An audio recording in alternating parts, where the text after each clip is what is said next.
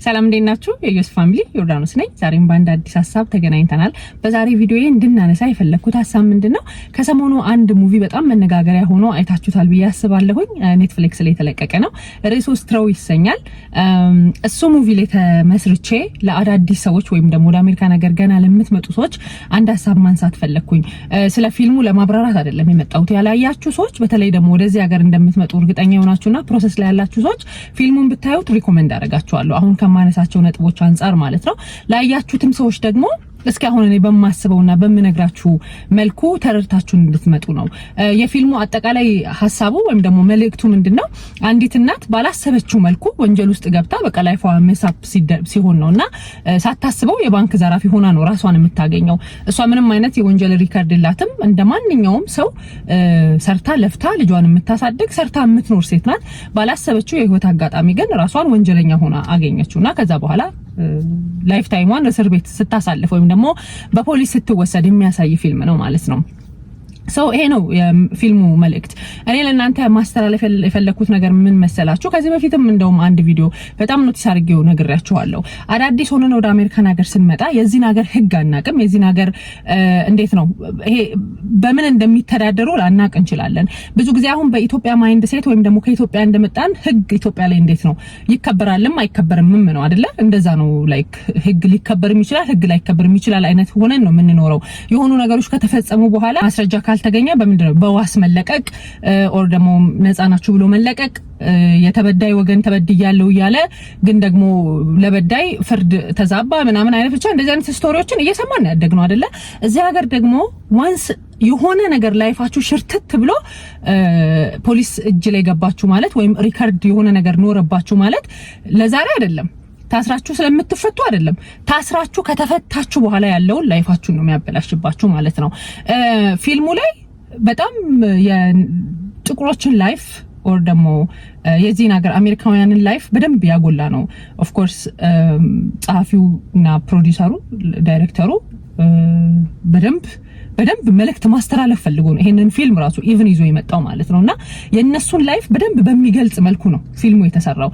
ከዛም ደግሞ አሁንኛ እንደ ሀበሻ እንዳልኳችሁ ለህጋቸው ይሄንን ያህል ደንታ አይኖረንም። አዲስ እንሆን ለምንድነው እንዳልኳችሁ ነው። እኛ የመጣንበት ባክግራውንድ እንዲህ ባደርግም እኮ እንዲሆኖ ልለቀቅ ይችላል እንዲሆኖ ምናምን ብለን ስለምናስብ፣ ሲቀጥል ደግሞ አንድ ሰው ለምሳሌ እንደው ሆኖ እንኳን እስር ቤት ገብቶ ከወጣ በኋላ ያለው ላይፉ ሜቢ የሆኑ ሰዎች የሚያውቁት ላይ ማህበራዊ ህይወቱ ላይ የሆነ አይነት መንገጫቀጫ ያመጣል እንጂ ከዛ በኋላ ሰርቼ ልኖር ምናምን ቢል የዛን ያህል አሁን አሜሪካ ነገር ያለውን ያህል ሜስ አይገጥመውም ላይፉ ላይ ማለት ነው። ስቲል መስራት ይችላል፣ ስቲል ወጥቶ ከማህበረሰቡ ጋር ተቀላቅሎ መኖር ይችላል ምናምን።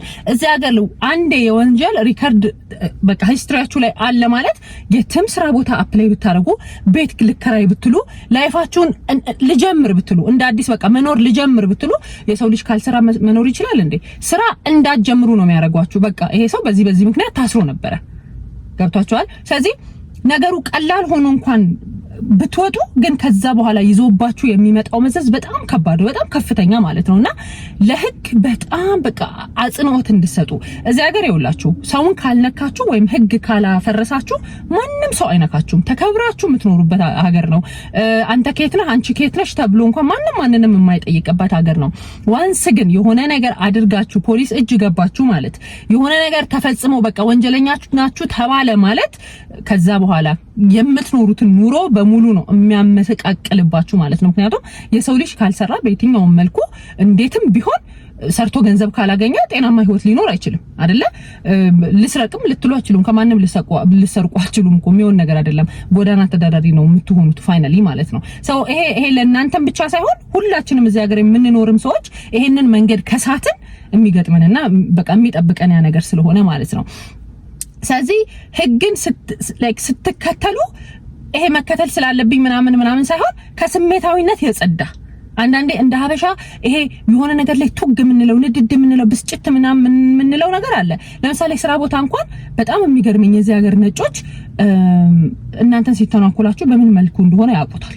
ከናንተ ጋር እንዲ አይመላለሱም አይነጋገሩም ስቲል ተመሳሳይ ፊት ነው የሚያሳዩአችሁ ምንም እንዳልተፈጠረ እናንተ ፊት ይስቃሉ ምናምን ራይት ለእንትን ለማኔጀሮቻቸው ወለ ሱፐርቫይዘር ምናምን ነው ሄዶ ስለናንተ የሚናገሩት ማለት ነው ሶ እናንተ ጋር ምንም የተፈጠረ ነገር ላይ መስላችሁ ይችላል ስቲል በሰላም እያወራችሁ ነው ግን ማኔጀር ጠርቶ እንዲ ያድርገሻል እና እንደዚህ ብላ ነገረችኝ ተብሎ ኮምፕሌን ሊቀርብባችሁ ይችላል እነዚህ ሰዎች ልባቸው አይገኝም ይትላላችሁ ማለት ነው እነሱ ኢቭን ህጉን ራሱ ሲጠብቁት በህጋዊ መልኩ ነው እኛ ተበድለናል እኮ ወይ ተገፍተናል የሆነ ነገር እኮ ሆኖብናል ግን ሪአክት ራሱ የምናደርግበት መንገድ አሁን እኔንም ጨምሮ ማለት ነው በጣም ስሜታዊነት የተሞላበት በጣም በብስጭት በንዴት ኦር በስድብ ኦር ፊታችንን በመለዋወጥ ምናምን ማለት ነው እነሱ አሁን አይደለም መንገዳቸው እናንተ ምንም አድርጉ ግን በቃ ህጉን ነው የሚከተሉት እና አሳልፈው ሊሰጧችሁ ከፈለገው አሳልፈው ይሰጧችኋል ማለት ነው ሲቀጥል ኢቭን ሙቪው ላይ አይታችሁ ከሆነ እኔ እንደው የባንክ ማኔጀሯን ደውለው ሲያናግሯት የባንክ ማኔጀሯ ታቃታለች ልጅቱን አሁን ሙቪውን ያያችሁ ሰዎች ምን ይያልኩ እንደሆነ ይገባችኋል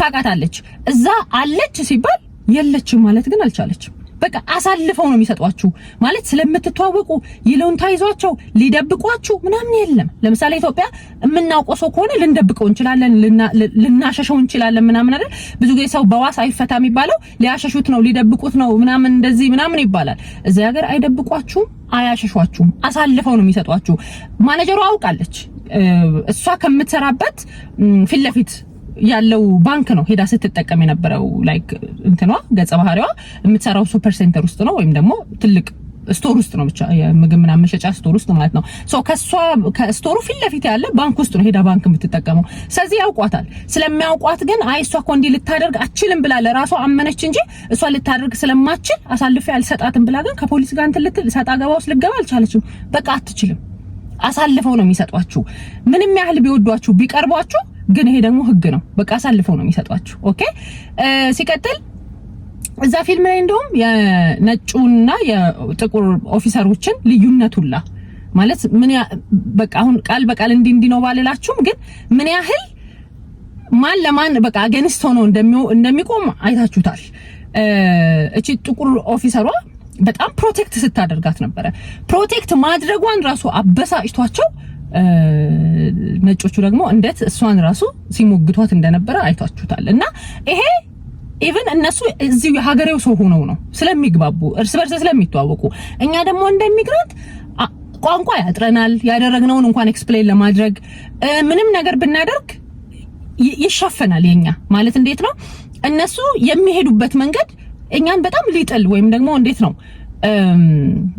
ሊያስጠይቀን በሚችል መልኩ እነሱ ሄዳሉ ልክ እንዳልኳችሁ ህጉን ጠብቀው ነው ሲያጠቋችሁም ህጉን ጠብቀው ነው እንደኛ ህጉን ተላልፎ አይደለም ኢቭን የሚያጠቋችሁ ማለት ነው ስለዚህ አዳዲስ የምትመጡ ሰዎች እንደው እባካችሁ ይሄ ስሜታዊ አትሁኑ ግልፍተኛ አትሁኑ ህጉ ሳይገባችሁ ህግ ለመጣስ እንትን አትበሉ ምክንያቱም አንድ ጊዜ ሳታውቁት ህጉን አንዴ ከጣሳችሁ ወይም ደግሞ እንደው ሸርተት ካላችሁ ተመልሳችሁ ባክ ቱ ላይፍ መመለስ ስለሚከብዳችሁ ወር ደግሞ ይሄ ወደ ጤናማው ላይፍ ስታይላችሁ መግባት ስለሚከብድ ማለት ነው ሲቀጥል ፊልሙ አንዱ ራሱ መልእክቱ ምንድነው አንዲት እናት ሲንግል ማም ሆና ልጅ ስታሳድግ ነው ይኸውላችሁ እኛ ማህበረሰብ ላይ አሁን ምን እሰማለሁኝ መሰላችሁ ሁሉንም ሰው አይደለም ግን የሆኑ ደግሞ ሰዎች አሉ ለቅንጦታቸው ወይም ለስሜታቸው ኦር ለደስታቸው ብለው ነገሮችን መቋቋም አቅቷቸው ከትዳር አጋራቸው ጋር የሚለያዩ ማለት ነው ሜቢ አንቺ ለራስሽ ኮምፎርት ብለሽ ይሆናል የምትለየው እሱ ለራሱ ኮምፎርት ብሎ ሊሆን ይችላል የሚለየው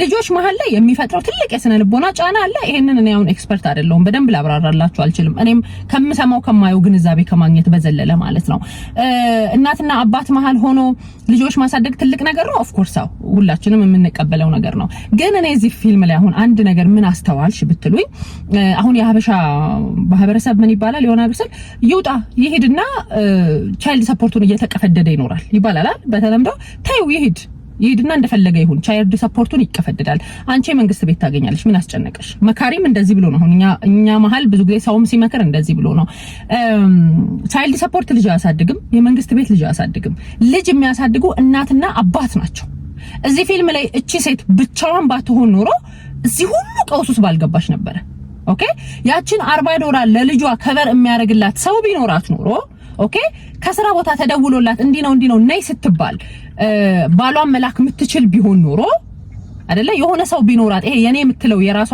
አጋር ቢኖራት ኖሮ እዚህ ነገር ውስጥ ሁሉ ላትገባ ትችላለች። ኦኬ እናትና አባት ሆኖ ልጅ ማሳደግ ይሄ ከፋይናንስ ከገንዘቡ በላይ አጋዥ ማግኘት ነው። የሆነ ሰዓት አንቺ ባቲ ሂድና ልጅህን እንደዚህ አድርገው ትምህርት ቤት አድርሰው ከትምህርት ቤት አምጣው እንደዚህ ተብሏል፣ ስብሰባ ተብሏል፣ እንደዚህ ተጠርቷል፣ አንተ ሂድ፣ አንቺ ሂጂ ይመጣል አይደለ? መነጋገር ይመጣል ማለት ነው።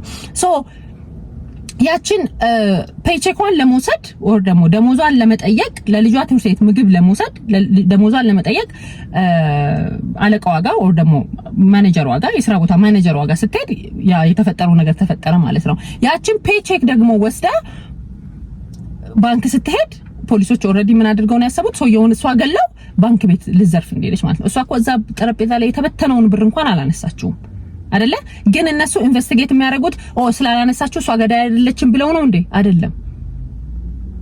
አይደለ?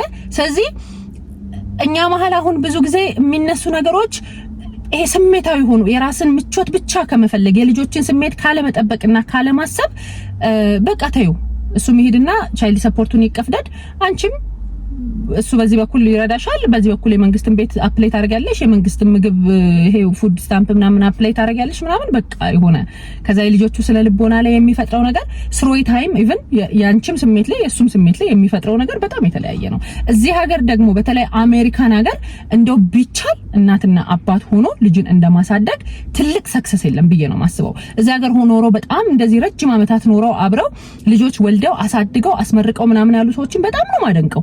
በዚህ ሀገር ስትረስ፣ በዚህ ሀገር ጭንቀት፣ በዚህ ሀገር የቢል ብዛት፣ ከዛ ደግሞ ልጅ ማሳደግ ራሱ ትልቅ ራሱን የቻለ ኃላፊነት ነው። በዛ ሁሉ መሀል ልጆች ወልደው አሳድገው ለስኬት የሚያበቁ ወላጆች በጣም ትልቅ ነገር ነውና እባካችሁ አዳዲስ መጪዎችም ሆይ ሆይ የሚላችሁ ሲበዛ እንደው እዚህ ሀገር ስትመጡና ይሄ ነገር ዓለሙን ስታዩት አዲስ ነገር መስሏችሁ አንተ ላይክ እንዴት ነው እኔም የራሴን ገንዘብ ነው ማመጣው። በጣም ብዙ ጊዜ አሁን ገንዘብ ነው እዚህ ሀገር ኢሹ ማለት ነው ከማየው ማለት ነው።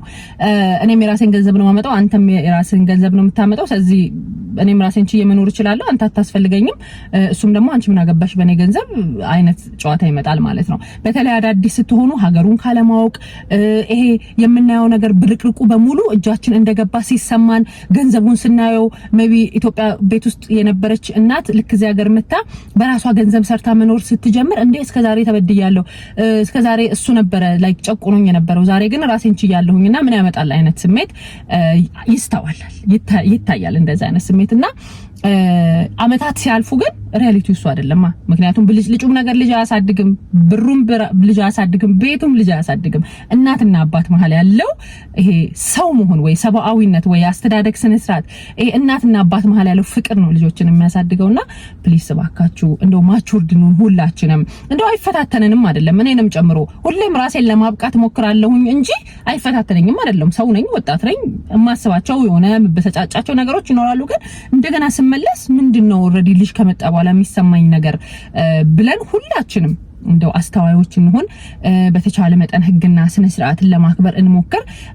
ከቨር አያረጉንም፣ አይጠብቁንም። እስከዛሬ ጤናማ አይነት ኑሮ ስለኖረች ብለው እንትን አይሉንምና እቺ ሴት በምን አይነት ሁኔታ ውስጥ እያለፈች እንኳን እንደነበሩ አያውቁም አከራዮቿ ኢቭን እሷ አከራዮቿን ታውቃቸዋለች። አሁን እዛ ሀገር ስትከራዩ አከራዮቹ ማን እንደሆነ እንኳን አታውቁም። ሊዚንግ ኦፊስ ትሄዳላችሁ፣ ትፈርማላችሁ፣ ከዛ በኋላ በቃ አይደለ። አንዳንድ ሰው ከጫንቃው ላይ ምን ተሸክመው እንደሚኖሩላ አናውቅም። በቃ እንደምንም ነው እቃዋን አውጥተው እንዲነዋል ሜዳ ነው አለ የበተኑት። አይገርምም? እዚህ ሀገር እንደዚህ ነው። ብዙ ጊዜ አይቻቃለሁኝ። መክፈል ሲያቅታችሁ የፍርድ ቤት እንትን ምናምን መጥሪያው ምናምን ይላክላችኋል። እቃችሁን አውጥተው ልክ ከአፓርትመንታችሁ ፊት ለፊት እንዲበትኑታል ማለት ነው። በቃ ሁሉን ቤታችሁ ውስጥ ያለውን ነገር በሙሉ እንደዚህ ይበትናልና ፊልሙ ላይ ያያችሁት ነገር እንትን አይደለም፣ ውሸት አይደለም፣ ኦር የሆነ የተጋነነ ነገር አይደለም። እንደዚህ ነው አውጥተው ነው የሚበትኑት። እና አንዳንዴ ይገርመኛል ለራሴ በፊት የምኖርበትም አፓርትመንት ሲኖር ምናምን እቃ ሰው ጥሎት ሲሆን ዳምፕስተር ላይ ሄዶ ነው ላይክ እኛ አሁን ባለቤቶቹ ጥለውት ሲሆን ልዩነቱ ዳምፕስተር ላይ ወስዳችሁ ነው የምትጥሉት ማለት ነው። አፓርትመንቱ ራሱ ጥሎት ከሆነ ግን ከቤታችሁ ፊት ለፊት ያለው መንገዱ ላይ ነው ዝም ብሎ የሚበትንላችሁ ማለት ነውና ካልከፈላችሁ መኖር የማትችሉበት ሀገር፣ ቢርባችሁ ቢጠማችሁ ሰውን እንደዚህ ሆንኩ እንኳን ብላችሁ ማታማክሩበት ሀገር። በቃ እነሱ 10 አመት ከፍላችሁ 11ኛው አመት ላይ ቢያቅታችሁ 10 አመት ከፍላ ታማኝ ሆና ኖራለች አይሉም።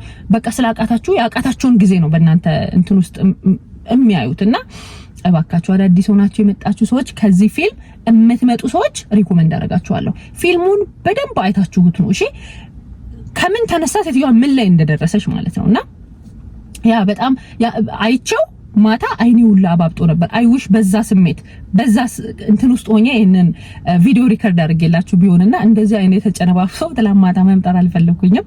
ሶ ለዛ ነው እና የዛሬ ቪዲዮ ይሄንን ይመስላል። ህግን አክብሩ፣ ህግን እናክብር። በተቻለ መጠን ህግን እንጠብቅ፣ እናስተውል፣ እናንብብ። ላይክ ምንድነው ህጋቸው የሚለውንም ነገር በደንብ እናንብብ። ያ ይሄንን ልበላችሁ ብዬ ነው። አይ ሆፕ ጥሩ ነገር አግኝታችኋል ብዬ አስባለሁ። በሚቀጥለው በሌላ አዲስ ቪዲዮ እንገናኛለን። እስከዛው ድረስ ባይ